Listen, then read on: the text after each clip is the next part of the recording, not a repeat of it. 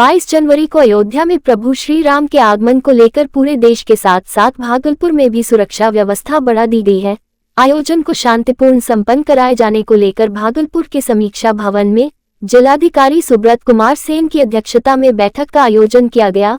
बैठक में वरीय पुलिस अधीक्षक आनंद कुमार, सभी डीएसपी और जिले के सभी थाना अध्यक्ष फिजिकल और वर्चुअल मोड में मौजूद रहे। इस दौरान जिलाधिकारी ने सभी पुलिस पदाधिकारी को अपने अपने क्षेत्र में शांतिपूर्ण ढंग से आयोजन संपन्न कराए जाने की बात करते हुए दिशा निर्देश दिया कि बिना सक्षम पदाधिकारी की कोई भी पूजा समिति किसी भी तरह का आयोजन न कराएं। इस दौरान डीएम ने सभी थानाध्यक्षों को अपने अपने क्षेत्र में सोशल मीडिया पर पैनी नजर रखने की बात कही और यह भी दिशा निर्देश दिया कि यदि कोई व्यक्ति आपत्तिजनक पोस्ट करते हैं तो उस पर तुरंत कार्रवाई करें। विधि व्यवस्था की जिले में स्थिति सामान्य रहे, किसी तरह की कहीं कोई समस्या नहीं हो, इसी को लेकर के सारे पदाधिकारियों के साथ सिविल साइड के भी और पुलिस के भी SHO जितने थाना स्तर के पदाधिकारी हैं, डीएसपी CTSP साहब सब लोग, हम लोग SSP साहब सब लोग थे। नौगछिया से भी सारे पुलिस पदाधिकारी और सारे पदाधिकारी सिविल साइड के जुड़े हुए थे। तो इसमें आगे 26 जनवरी भी है। आप लोग सब लोग जान रहे हैं कि जो अयोध्या में एक बड़ा कार्यक्रम होना है, तो उसको लेकर के हम लोगों ने ये बोला है कि सभी थाना प्रभारी थाना क्षेत्र में जो भी आयोजन होना है, किसी तरह का कहीं जुलूस निकलता है या कोई धार्मिक अनुष्ठान होना है, तो आयोजक से जो है बात करके उनको प्रॉपर अनुमति दिलवा दें, ताकि थाना को भी पता हो कि कितनी भीड़ कहाँ होनी है, कितना डेपुटेशन होना चाहिए, अतिरिक्त बल की आवश्यकता है तो समय लाइन से वहां पहुंच जाए। ये सब चीजों को लेकर के हम लोगों ने ये बैठक की। अभी थोड़ी देर पहले ही मुख्य सचिव महोदय और डीजीपी सर ने हम लोगों के साथ समीक्षा की थी, तो हम लोगों ने डाउन द लाइन ये मैसेज दिया है और ज्वाइंट ऑर्डर भी हम लोगों का जल्दी ही निकल जाएगा। तो सारी तैयारी है और बिल्कुल एकदम शांति का वातावरण है और बहुत अच्छे से जो है आगे 26 जनवरी तक और उसके बाद भी हम लोग जो भी जिले में शांति व्यवस्था की स्थिति रहे, इस चीज को लेकर के सारा जो हम लोग का एडमिनिस्ट्रेशन है, चाहे पुलिस प्रशासन हो, सब लोग घुसते रहे। किसी भी आयोजन की, चाहे वो धार्मिक हो या गैर धार्मिक हो, किसी भी आयोजन की अनुमति नहीं दी जाएगी। अगर बिना आवेदन के और आप आयोजन करते हैं और उसके लिए कोई कार्रवाई होती है तो उसके भागीदार जो है स्वयं आयोजक होंगे। अयोध्या में 22 जनवरी को श्री राम प्रभु के प्राण प्रतिष्ठा को लेकर पूरे देश में खुशी का माहौल देखा जा रहा, जहां पूरे देश के लोग भक्ति भाव से ओतप्रोत होकर देश के विभिन्न मंदिरों में भक्ति कार्यक्रम आयोजित कर रहे हैं। इसी कड़ी में नाथनगर के नसरतखानी जुलमी काली मंदिर से कलश शोभायात्रा निकाली गई। ये शोभायात्रा मंदिर परिसर से निकलकर विभिन्न मोहल्ले होते हुए नाथनगर स्थित भगवान नरसिंह मंदिर पहुंची।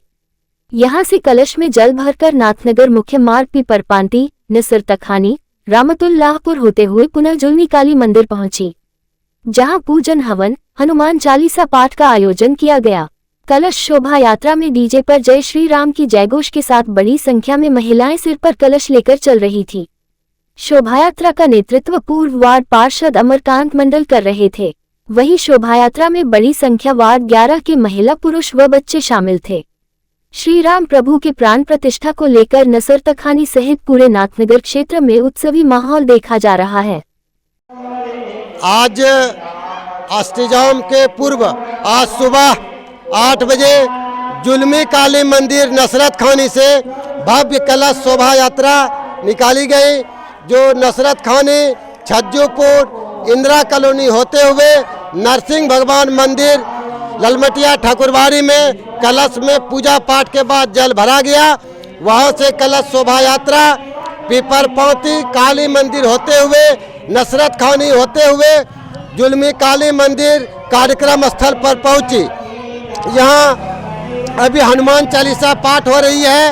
हनुमान चालीसा पाठ के बाद पूजा होगी, फिर अष्टजाम अखंड रामधुन 24 घंटे की होगी।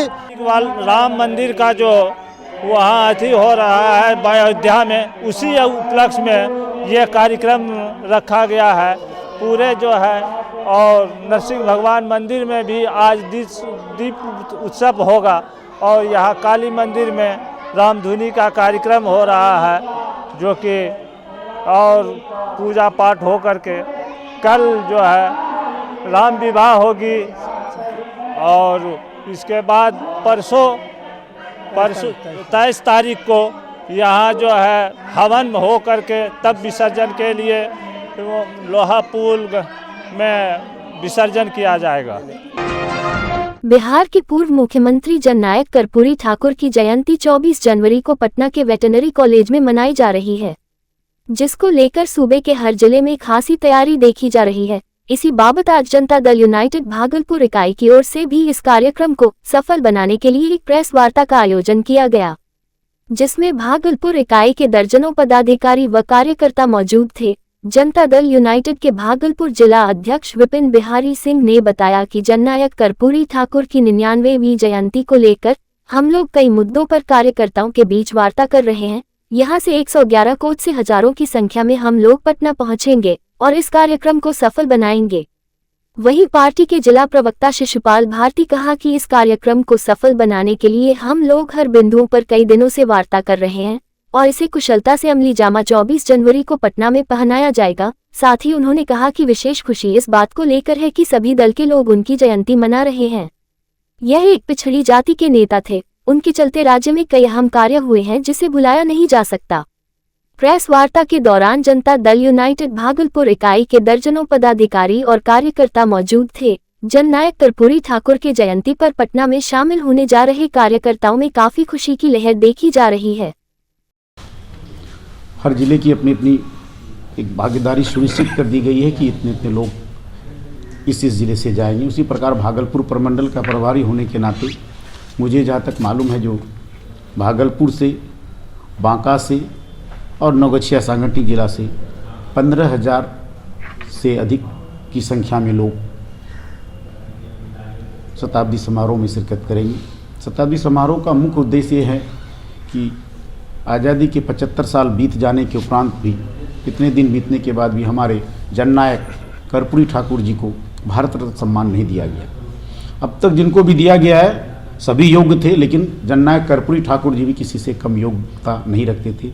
ये न दिया जाना ये भेदभाव का परिचय अपने आप में लगता है। हम सभी लोगों की ये मांग है जनता दल परिवार की, जो हमारे नेता जननायक कर्पूरी ठाकुर को भारत रत्न सम्मान से सम्मानित किया जाए। हमारे नेता ने जो आह्वान किया है कि पटना चलो और जननायक कर्पूरी ठाकुर के विचारों को जन जन तक पहुंचाते हुए हम लोग सब लोग चाहते हैं कि एक बार बिहार से फिर ये नारा गूंजे कि 100 में 90 शोषित हैं, 90 भाग हमारा है।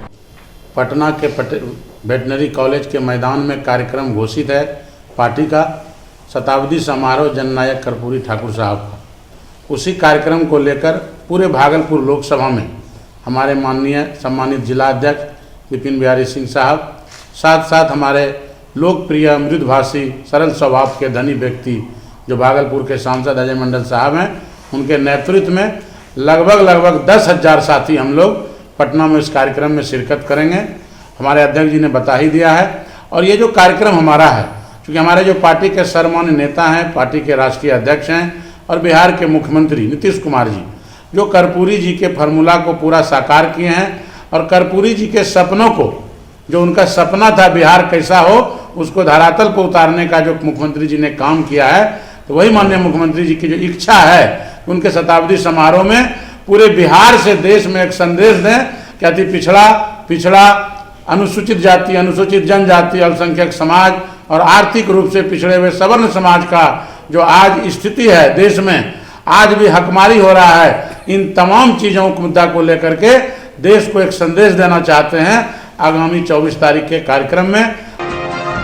सर दर्द, चक्कर आना, गर्दन दर्द, कमर दर्द, लो बैक पेन, स्पॉन्डिलाइटिस, लकवा, पैरालिसिस, गठिया, साइटिका, पोलियो, घुटनों का दर्द, आर्थराइटिस, नसों का सूखना, frozen shoulder, ligament, cartilage, sports injury, spinal cord injury, हाथ पैर सुनने लगना जैसी अन्य बीमारियों का इलाज करवाए। Doctor Praveen Kumar Jha, physiotherapist, advance neuro diagnostic and physiotherapy centre, Gramin bank के नीचे, हटिया रोड, तिलका मांझी, भागलपुर, बिहार। कॉल करें 9431446600। अयोध्या में रामलला का प्राण प्रतिष्ठा होना है, इसको लेकर छोटे बच्चे भी बेहद उत्साहित नजर आ रहे हैं। भागलपुर के 7 वर्षीय 2 जुड़वा भाई ने प्रभु राम के स्वागत में अंगिका व हिंदी में भजन गाया है, जो लोगों को खूब पसंद आ रहा है। नन्हे बच्चे की मधुर आवाज को सुन लोग मंत्रमुग्ध हो जा रहे हैं। बड़े ही मजे हुए भजन गायक की तरह ये दोनों भाई अपने हारमोनियम और तबले पर हाथ फेरते हैं और फिर मधुर धुन व सुरीली आवाज के साथ राम भक्ति में लीन हो जाते हैं। नन्हे बच्चे राम और श्याम ने प्रभु राम के आगमन पर अंगिका व हिंदी में भजन को गाया है, जो लोगों को खूब पसंद आ रहा है।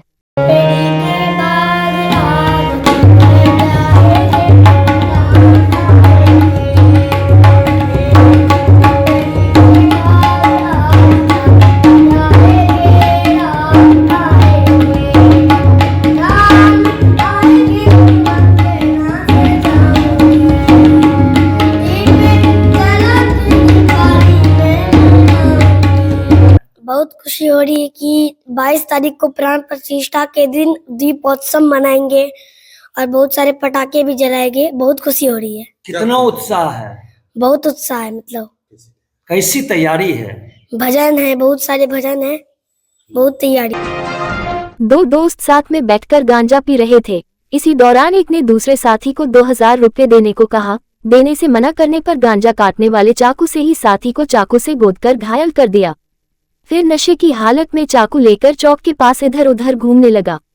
सूचना मिलते ही मौके पर बरारी पुलिस ने आरोपी को चाकू के साथ गिरफ्तार कर लिया। बड़ी खंजरपुर निवासी राजकुमार महालदार को हनुमान घाट निवासी लुक्का यादव ने चाकू मारकर जख्मी कर दिया। घायल युवक का इलाज मायागंज अस्पताल में चल रहा है, जिसकी हालत गंभीर है।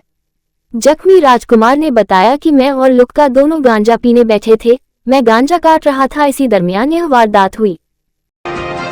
एक तरफ जहां ठंड का सितम जारी है, वहीं दूसरी ओर नगर निगम ने अभी तक गरीबों के लिए आवंटित हुए कंबल का वितरण नहीं किया है।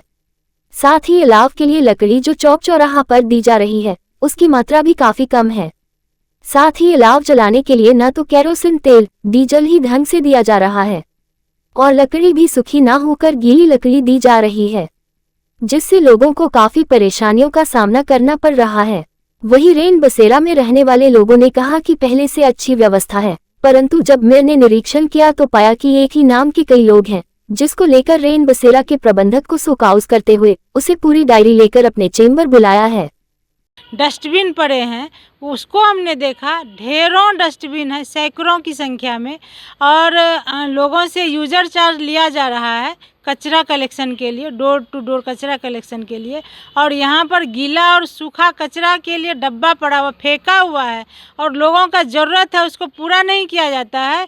गीला सूखा कचरा के नाम पर यूजर चार्ज लिया जाता है, लेकिन बगैर डब्बा प्रोवाइड किए और बगैर डोर टू डोर कलेक्शन किए। तो हम ये पूछना चाहते हैं, हम ये जानना चाहते हैं कि आखिर यूज़र चार्ज किस चीज़ के लिए लिया जा रहा है, जब आप डोर टू डोर कचरा कलेक्ट नहीं करा रहे हैं और गीला सूखा कचरा प्रबंधन नहीं करा रहे हैं। अभी आपने देखा होगा कि हमारे भागलपुर शहर का स्वच्छता सर्वेक्षण में 48 पायदान नीचे जा चुका है। तो इसको हम दुरुस्त करने के लिए हम निरीक्षण करते जा रहे हैं, कहाँ पर क्या कमियां हैं, कैसे हम इसको सुधार सकते हैं।